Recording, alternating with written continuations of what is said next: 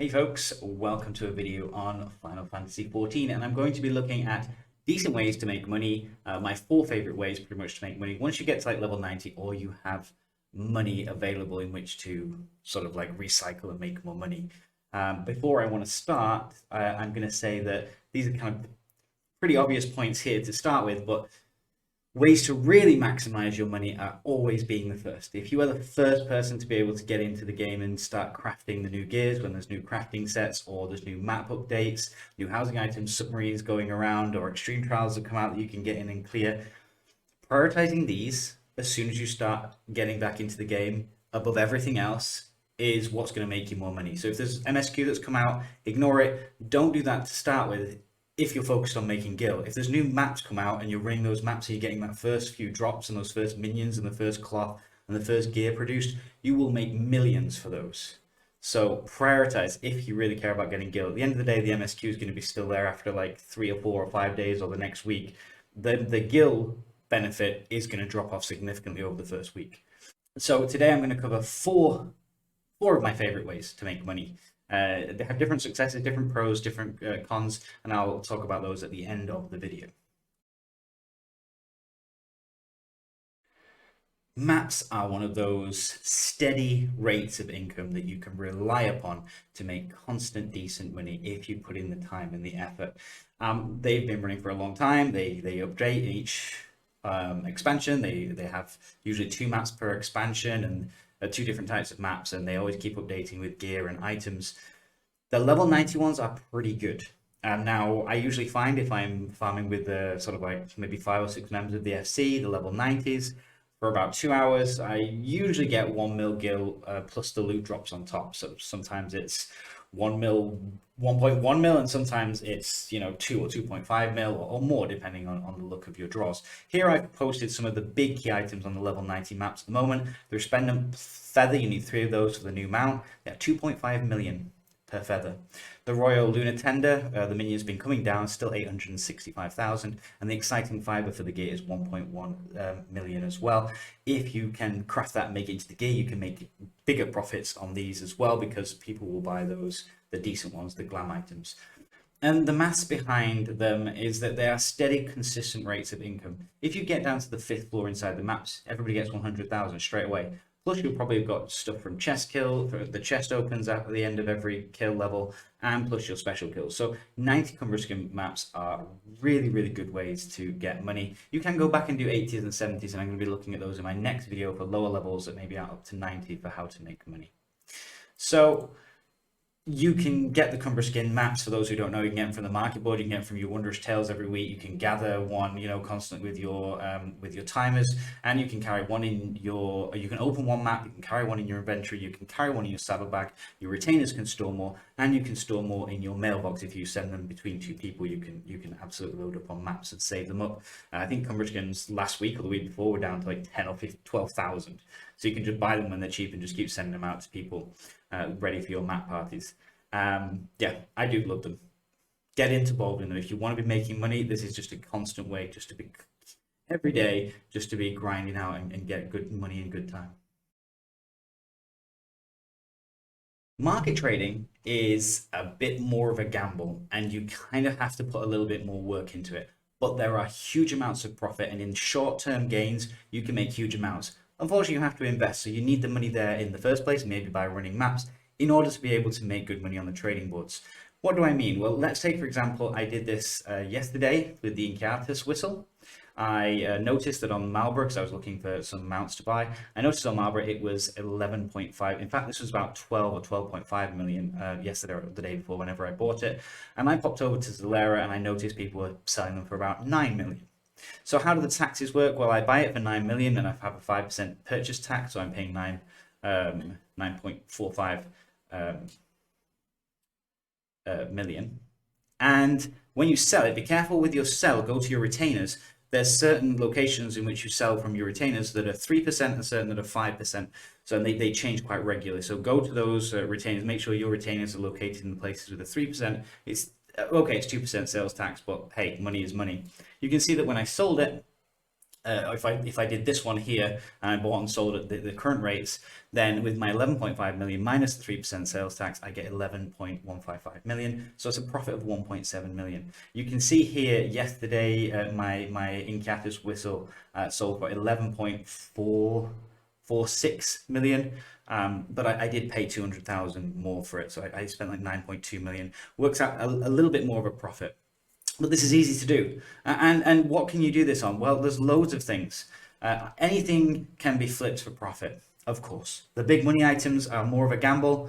But if you're really active and you create big long lists, which is what I do, I write down sort of like certain items that I think, and I write down the words and I log those prices for things like specialist mounts, Palace of the Dead, Night Pegasus, Heavens on High, the Dodo, the Fall Hollows, Troll, and Inkiatus, the one that I was doing here. Anything that's a specialist, minions, also from Eureka. They've been a bit dodgy though at the moment with bots going into Eureka, which I hope they resolve.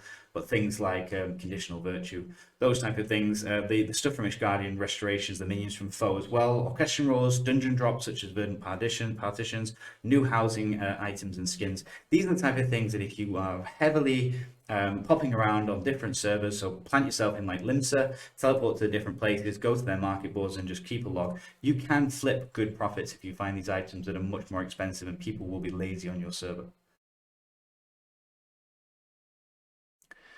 Storing items for later is a long game process, but there is really good money into it. Huge amounts if you invest in the right thing.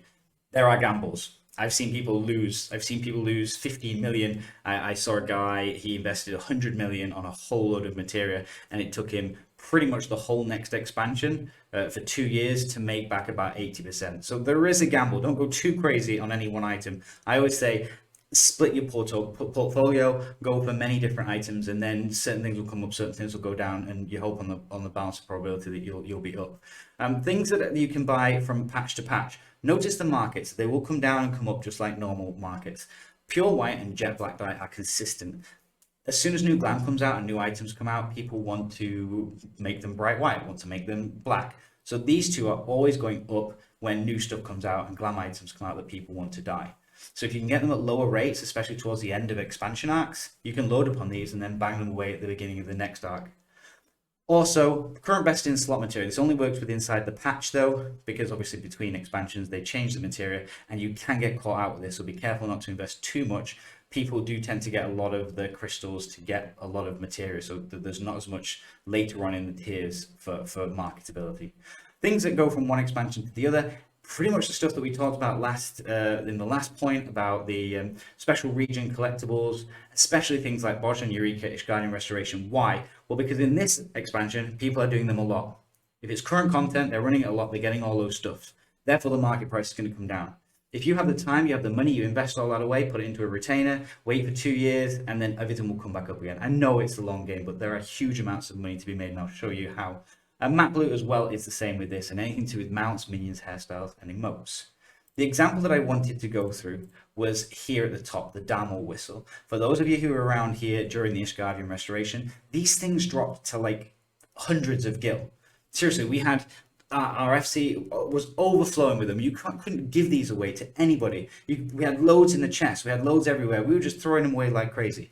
They're up to 289,000 per whistle now over the space of one expansion. I really wish that I kept like 15 of them. Sometimes I keep 15 of different items. If you kept 15 of these, you would have been, 3-4 million profit for nothing.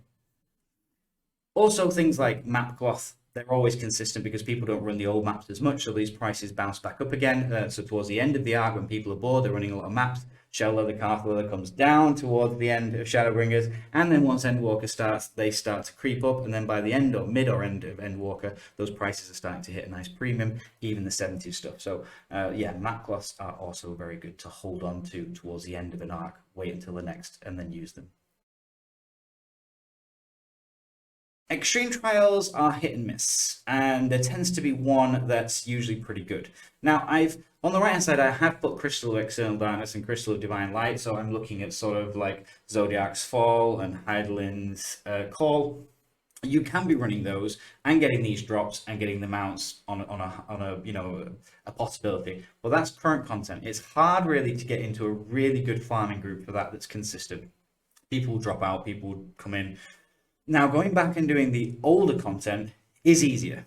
There's lots of parties for it running on Party Finder. You can usually get your groups together much easier, and it's less complicated. The mechanics, you've got more life. You can get through things a bit easier. So things like the Hades Orosite is a key item at the moment. You can be getting that for 1.1 million per drop if you get that Hades group and you're farming it hard. And even more if you can craft that into the weapon and then sell it for the weapons. Those are selling for anywhere between sort of like 1.4 to 2 million. So there's good money in that. You can also do things like Diamond, Emerald, and Ruby. They're not selling as well, those drops for the platings, because they don't have the item glam. You can mix and match sometimes with the extremes. You can take a gamble on which one you think the Extreme Primal will be the glowy shiny weapon at the end or in the next expansion. I do know somebody who did that with the Hades. They had like 7 Hades and loads of weapons, and obviously bam, they just made like 7 million from holding onto it from one expansion. So you can do that. It's a bit of a hit and miss. It's gamble because you don't know which one's gonna be that special one. Benefits are at the same time, you're going back, you're getting your Gwibers, you're getting the mounts as well. So in quick summary, I put all of the 4 ways that I talked about today that I really like as a 90s level farmer or somebody who's starting to get more money and you've got more time. Maps, obviously, fantastic money. It's consistent, it's slow. You start to see that money coming in every day. You're kind of happy. It's social. You get to do it with other people, but it is heavily luck based. If you get in there and you can win all those big money items, then you are going to be rolling in dough. If you can go in there and get a couple of feathers and a couple of the minions and a couple of the cloth gears on, like, you know, a couple of runs, you're going to be up 10 million. But there are also going to be those days where there's 6 people in the party and you're not getting anything, and you just get the gold money from the floor opens. It can also be a bit tiring. It can be a bit draining. There's only probably so much, especially if you're having bad luck, how many times you can get kicked out on the first floor and not see a portal. Market trading is fast money. As long as you can time it right, you can choose the right items, you can see. Make sure those profit margins are big, and it means that you can undercut. You have to be constantly active for when you're going to be doing it. Keep on undercutting just by a little bit to get that sell, and when you get that sell, you get the money. Be careful not to keep reinvesting in the same thing. That might be easy and lazy. You might be like, okay, I can get 2 million, it's going to come down 1.8, 1.7. You're basically going to crash that market, and that item's not going to be super useful. So you might want to mix and match when you're doing market trading with letting the market bounce back up and recover. Extremes are really good for mount farming for groups, especially if you go back and do easier level ones. But again, they are highly repetitive because it's the exact same instance again and again and again. And depending on the content, you might need a steady group that's dropping out and people not really too interested in going overboard. Storage has huge potential. We saw that with the Dharma whistle.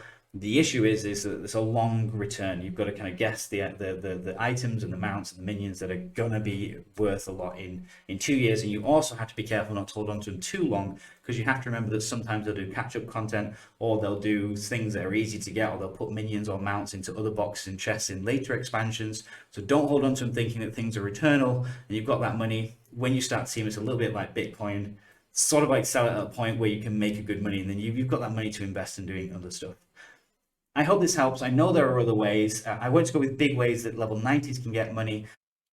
I'm going to be doing a second video soon for people who aren't 90 or talking about lower levels and stuff to do with sort of crafting trade-ins and leaves and selling your tombstones, things like that. So they're deliberately not in this video because I wanted things that when you get to 90 or have good money, these are areas to involve yourself.